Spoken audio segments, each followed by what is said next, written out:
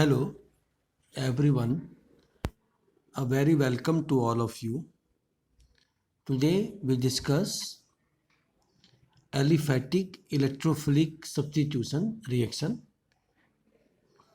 As you all know, the chemical reactions in which electrophile displaces an atom or group of atoms in a compound is known as electrophilic substitution reaction.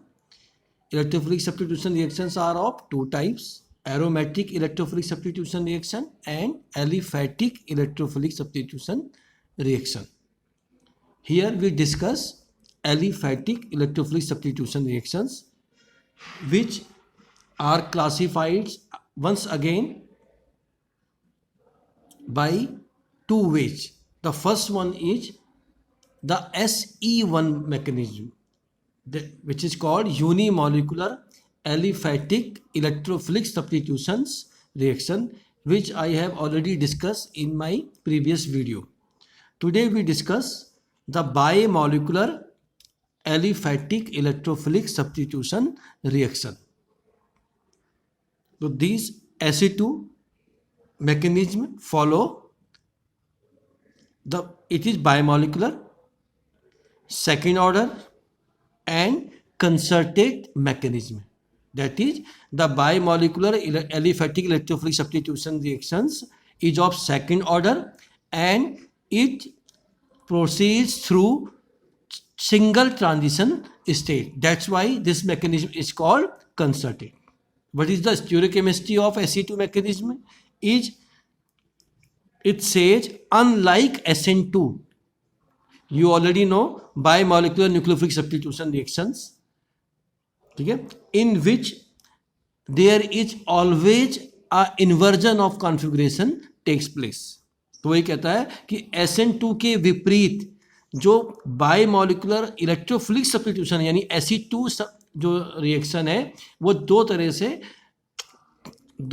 उसके दो veg हैं उसकी procedures के. तो it will proceeds by two ways. The first one is SE2 front and mechanism and second one is SE2 back mechanism. तो जैसा आपको कुछ समझ में आ रहा होगा, इसमें जो इलेक्ट्रोफाइल अटैक करेगा वो फ्रॉम द फ्रंट साइड से अटैक करेगा और इसमें जो इलेक्ट्रोफाइल अटैक करेगा वो बैक साइड से करेगा. तो what is the SE2 front? This is an example of SE2 front mechanism. तो जैसा आप देखेंगे ये सबस्ट्रेट है कोई, क्योंकि ये एलिफैटिक है तो आप जानते हैं इसमें जो ये कार्बन होगा that is sp3 hybridised carbon atom. ये जो X है दैट इज लीविंग ग्रुप, क्योंकि इसमें इलेक्ट्रोफाइल डिस्प्लेस करेगा किसी एटम या ग्रुप को, ठीक है ना. तो इसमें जो होगा इलेक्ट्रोफाइल अप्रोच कर रहा है, इसलिए ये जो लीविंग ग्रुप है दैट इज ये X जो है ये लीव करेगा एज अ X+, यानी दिस विल बॉन्ड, जो ये बॉन्ड है it will move to Y. तो ये बॉन्ड फॉर्मेशन हो गया CY का और यहाँ से लीविंग ग्रुप जो X+ है वो बाहर हो जाएगा. What is the stereochemistry? That is retention of configuration. जो इस सबस्ट्रेट की स्टीरियोकेमिस्ट्री होगी वही प्रोडक्ट की होगी. यदि ये R है तो ये R और यदि ये S है तो ये S. तो this is called SE2 front mechanism. Then what is the SE2 back mechanism? So you can see here, this is once again a substrate. Here the electrophile approach from the back side. तो जहां से leaving group जा रहा है उसके opposite side से कौन आएगा? इलेक्ट्रोफाइल आएगा. तो यहां से क्या हो गया? ये X+ चले गया, ठीक है, यहाँ माइनस क्रिएट हुआ होगा और वहां से Y+ जुड़ गया. ये तो ये यहाँ पे क्या होगा? कॉन्फ़िगरेशन का इन्वर्जन होगा, इन्वर्जन ऑफ कॉन्फ़िगरेशन. और ये हम पहले ही बता चुके हैं, ये जो मैकेनिज्म है कंसर्टेड मैकेनिज्म है, यानी there is no formation of any intermediate. किसी भी इंटरमीडिएट का फॉर्मेशन नहीं होगा, सिर्फ ट्रांजिशन स्टेट इन्वॉल्व होगी. The next point, the majority of SE2 reaction that is, तो जो मेजॉरिटी है SE2 रिएक्शंस की वो प्रोसीड्स करती है, मतलब वो होती है थ्रू SE2 फ्रंट मैकेनिज्म. तो वो प्रोसीड करती है. तो मेजर रिएक्शन जो है SE2 की वो फ्रंट मैकेनिज्म को फॉलो करती है. जैसे ये एग्जांपल आपको दिया है, इस कंपाउंड, इस सबस्ट्रेट है, इसको हम इंटरेक्ट कराते हैं with the labelled mercury chloride and the product is this. तो हियर द कॉन्फ़िगरेशन जो है वो 100% रिटेंशन ऑफ कॉन्फ़िगरेशन है. तो what is the evidence behind this कि SE2 जो फ्रंट मैकेनिज्म है और इसे फॉलो कर रहा है, उसका क्या एविडेंस है? तो पहला एविडेंस तो यही है कि अगर फ्रंट साइड अटैक होगा तो कॉन्फ़िगरेशन का क्या होगा? रिटेंशन होगा। और जो सेकंड है कि वो कौन सा ऑर्डर फॉलो करते हैं? Second order kinetics. तो सेकंड ऑर्डर काइनेटिक्स का मतलब ये SE2 है, और क्योंकि कॉन्फ़िगरेशन जो है वो रिटेन रह रहा है, वो सेम है, तो ये कौन सी है? SE2 front mechanism.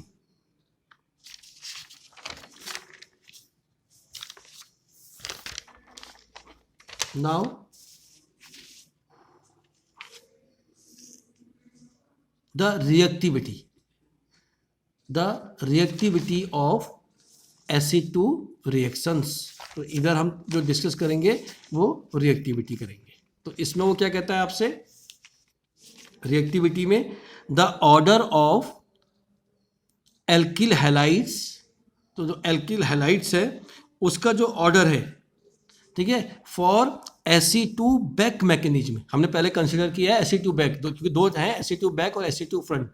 तो SE2 बैक मैकेनिज्म के लिए जो आपका ऑर्डर है सबस्ट्रेट का, यानी एल्किल हैलाइड्स का, तो वो क्या ऑर्डर है कि सबसे ज़्यादा जो एक्टिव है, सबसे ज़्यादा जो रिएक्टिव है वो मिथाइल है, उसके बाद इथाइल, उसके बाद प्रोपाइल, उसके बाद आइसोप्रोपाइल, और सबसे कम नियोपेंटाइल। तो व्हाट इज द रीजन? क्योंकि आप जानते हैं कि अगर बैक साइड अटैक होगा तो जितना बल्कियर ग्रुप होगा उतना ही ज़्यादा स्टेरिक हिंड्रेंस होगा, मतलब रुकावट होगी। इसलिए क्या होगा, जो अटैक है बैक साइड से वो उसमें क्या आएगी? डिफिकल्टी आएगी। तो जितना बल्कि ग्रुप, जैसे ये सबसे ज़्यादा बल्कियर ग्रुप है, तो ये इस केस में जो बैक साइड अटैक है सबसे कम होगा। ये सबसे लीस्ट बल्कियर ग्रुप है, इसलिए यहाँ पे बैक साइड अटैक क्या होगा? सबसे ज़्यादा होगा। तो ये what is the reason behind this? The steric hindrance. किसका स्टेरिक हिंड्रेंस? एल्काइल जो बल्कियर ग्रुप्स हैं उनका स्टेरिक हिंड्रेंस। तो जैसे जैसे बल्कियर ग्रुप्स होंगे तो रिएक्टिविटी क्या होगी? एल्काइल ग्रुप्स की, या जो सबस्ट्रेट होगी जिसमें एल्काइल ग्रुप्स होंगे ज़्यादा से ज़्यादा, तो उसकी रिएक्टिविटी डिक्रीज होगी। Next, for SE2 front mechanism. SE2 front mechanism के लिए जो सबस्ट्रेट हैं, क्या इफेक्ट पड़ता है उसका सबस्ट्रेट का? तो वो कहता है, इसके लिए वो कहता है एक आपके पास टेबल है, दिस टेबल, और इस टेबल में वो बताता है ये रिलेटिव रेट्स ऑफ सबस्ट्रेट। जो सबस्ट्रेट हैं, ठीक है, तो सबस्ट्रेट में जो अल्काइल ग्रुप्स होंगे उनके रिलेटिव रेट्स दिए हैं। तो आप देख रहे हैं कि जब मिथाइल था, जब इथाइल था, जब आइसोप्रोपाइल था, या जो टर्सरी ब्यूटाइल था, in that case the relative rates या the rate of the reaction increases, लगातार इंक्रीज हो रहा है, यहाँ तक इंक्रीज हो रहा है, ठीक है ना। तो रेट क्या होते हैं? इंक्रीज होते हैं as the number of alkyl groups increases. यहाँ पे मैंने मेंशन किया पोजीशन, ये अल्फा पोजीशन है, यहाँ एक मिथाइल है, यहाँ दो मिथाइल है आइसोप्रोपाइल में, और टर्सरी ब्यूटाइल में अल्फा पोजीशन में 3 मिथाइल है। तो जैसे जैसे एल्काइल ग्रुप की संख्या इंक्रीज होती है अल्फा पोजीशंस में, तो जो रेट है वो क्या होता है? वो भी इंक्रीज होता है।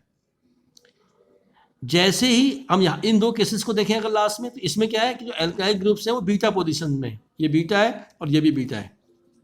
तो बीटा पोजीशन में जब एल्काइल ग्रुप यहाँ 2 थे, यहाँ 3, तो एल्काइल ग्रुप्स की संख्या यदि बीटा पोजीशन में बढ़ी तो क्या हुआ? रेट घटा, 1.24 से क्या हो गया? 0.173। तो व्हाट इज द कंक्लूजन?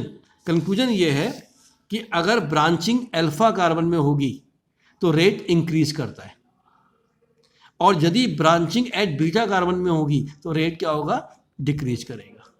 अब व्हाट इज द लॉजिक या what is the reason behind this? तो जो रीजन है कि अगर ब्रांचिंग अल्फा कार्बन में होगी तो वो ये कहता है कि क्योंकि जो ट्रांजिशन स्टेट है, क्योंकि आप जानते हैं ये रिएक्शन SE2 है जिसमें ट्रांजिशन स्टेट इन्वॉल्व है, और जो ट्रांजिशन स्टेट होती है उसको बोला जाता है इलेक्ट्रॉन डेफिशिएंट। तो ये उसमें क्या होता है? बॉन्ड ब्रेकिंग और मेकिंग हो रही होती है। तो होता क्या है बेसिकली, जो ट्रांजिशन स्टेट होती है उसमें जो एटम होगा सेंट्रल, या वो उसमें क्या होगा? वो कैसी स्टेज में होगा? इलेक्ट्रॉन डेफिशिएंट ट्रांजिशन स्टेट में होगा। तो अगर अल्फा पोजीशन में ज़्यादा से ज़्यादा एल्काइल ग्रुप्स होंगे तो वो जो इलेक्ट्रॉन डेफिशिएंट ट्रांजिशन स्टेट है वो क्या होगी? स्टेबलाइज हो जाएगी, उसको स्टेबलाइजेशन मिलेगा, उसको स्टेबिलिटी मिलेगी because of the alkyl groups. Because we all know कि alkyl groups are electron donating group, have a plus inductive effect. That's why ऐसी ट्रांजिशन स्टेट क्या होगी? स्टेबलाइज होगी, और इसलिए रेट क्या होगा उनका? ज़्यादा से ज़्यादा, जो हम यहाँ पे देख रहे हैं कि रेट लगातार इंक्रीज हुआ। लेकिन जब ब्रांचिंग बीटा पोजीशन में हो रही है, इन दैट केस वो कहता है कि जो रेट है वो डिक्रीज हो रहा है। तो इसका रीजन वो देता है स्टेरिक हिंड्रेंस, कि अगर बीटा पोजीशंस में एल्काइल ग्रुप की संख्या बढ़ेगी तो उस केस में स्टेरिक हिंड्रेंस होगा। स्टेरिक हिंड्रेंस के कारण क्या होगा, रेट घटेगा। तो ऐसा नहीं है कि स्टेरिक हिंड्रेंस यहाँ नहीं है, जब वो अल्फा पोजीशन में है तब भी स्टेरिक हिंड्रेंस है, लेकिन तब डोमिनेट जो इफेक्ट है वो कौन सा डोमिनेट इफेक्ट कर रहा है, वो डोमिनेट इफेक्ट जो है वो है इंडक्टिव इफेक्ट इनका। तो वो क्या हो रहा है, वो जो स्टेरिक हिंड्रेंस होनी थी उसको ओवरसीड कर गया, मतलब उससे ज़्यादा जो पावरफुल है वो प्लस आई इफेक्ट है, तो इसलिए वहाँ पे रेट को उसने इंक्रीज किया।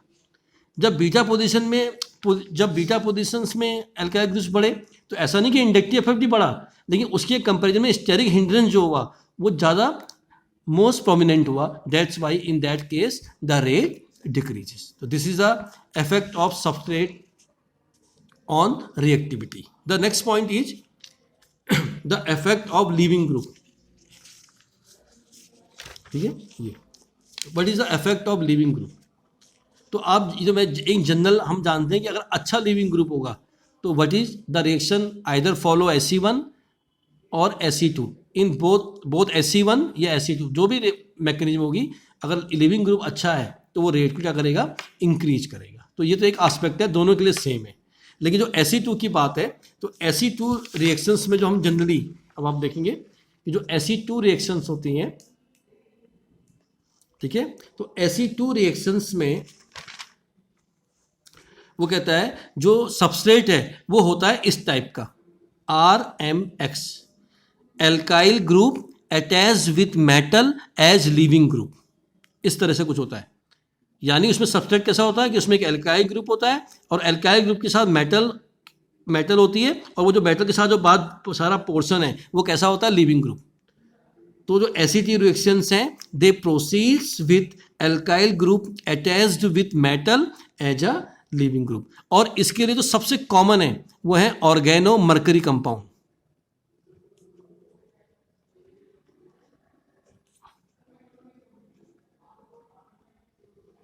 Oregano mercury compounds they are most extensively studied for Ac2 reactions, यानी आर मर्करी HgX टाइप के जो है सबसे ज़्यादा स्टडी इनको किया, RHgX टाइप को। ठीक है, ऐसा क्यों किया गया, क्योंकि because they are most reactive and stable. Stable हैं लेकिन रिएक्टिव भी हैं, सफिशिएंटली वर्ड ज़्यादा बेटर वर्ड है कि sufficiently reactive and stable. That's why they are studies for Ac2 reactions. कौन से कंपाउंड, ऑर्गेनो मर्करी कंपाउंड्स। कैसा स्ट्रक्चर टाइप का हुआ, RHgX टाइप। ठीक है, लेकिन वो ये कहता है कि जो RHgX है उसमें यदि X हेलोजन जो होगी, वो आप जानते हैं हेलोजन है X, अगर ये इलेक्ट्रोनेगेटिव होगी तो इन दैट केस अगर ये इलेक्ट्रोनेगेटिव होगी तो होगा क्या कि जो ये पोलरिटी है RH बॉन्ड की वो डिक्रीज हो जाएगी। क्यों, क्योंकि आप जानते हैं हमारा जो R है वो कार्बन आयन बनेगा और इसको रिमूव होना है एज HgX प्लस। ठीक है, तो वो कहता है कि अगर X इलेक्ट्रोनेगेटिव होगा उस केस में जो पोलरिटी है RH बॉन्ड की वो डिक्रीज होगी। अगर ये पोलरिटी डिक्रीज होगी तो इसका मतलब क्या है कि ओवरऑल होना क्या है कि R को क्या होना है, माइनस, और HgX को क्या होना है, पॉजिटिव। तो अगर X इलेक्ट्रोनेगेटिव होगा तो होगा क्या, वो इस पॉजिटिव चार्ज के जो मैग्नीट्यूड है उसको घटाएगा नहीं, बढ़ाएगा। अगर ये बढ़ाएगा तो ये क्या हो जाएगा, लेस स्टेबल।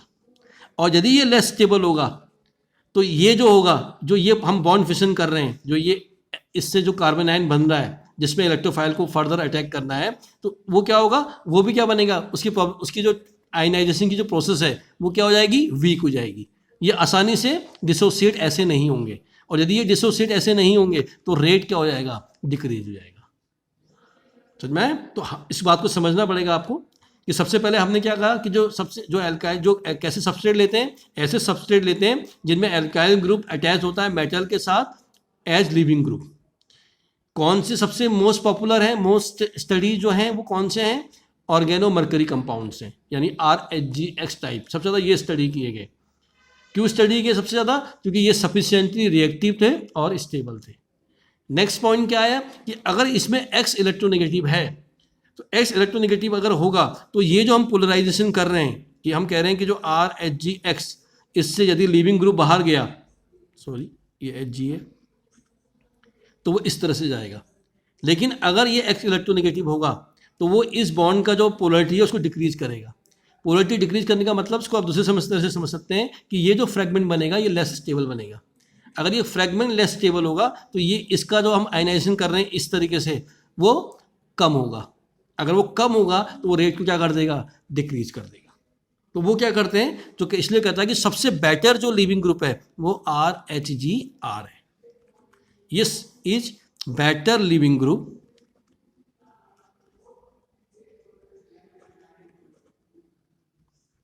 than RHGX।